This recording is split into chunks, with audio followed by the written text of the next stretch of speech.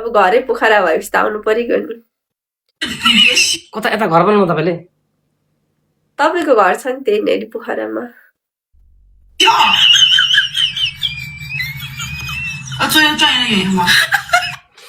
तर यति रानो मान्छेको छोरी कस्तो राम्रो दिन्छ होला है गाइस, नि रहर लागेको छ तपाईँलाई म पाइदिन्छु नि के लोइलो बसिरहेर एकैचोटि पाउने यार दिमाग खराब टाइम लाग्दैन 9 महिना लाग्दैन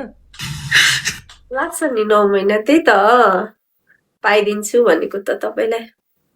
अहिलेसम्म भेटेको छैन के छैन कसरी पाउँछ नहुने कुरो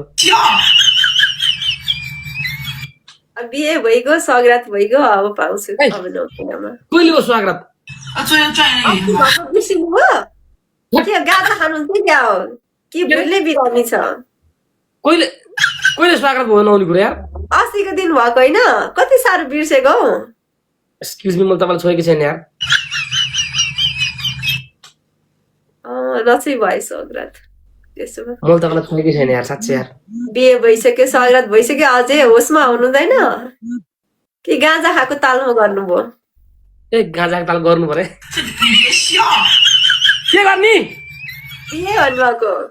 कि गाँजा खाएर बिहे गर्नु हो भनेको मैले छोएकै छैन यार कुन चाहिँले यार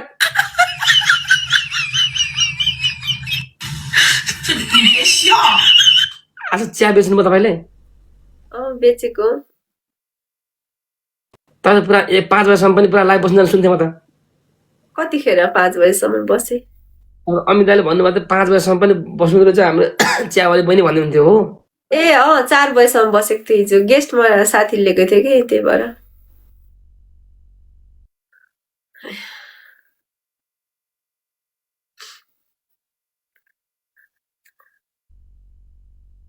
के भयो उता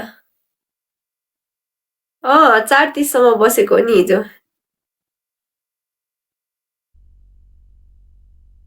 नेट गयो जस्तो छ नेट प्रब्लम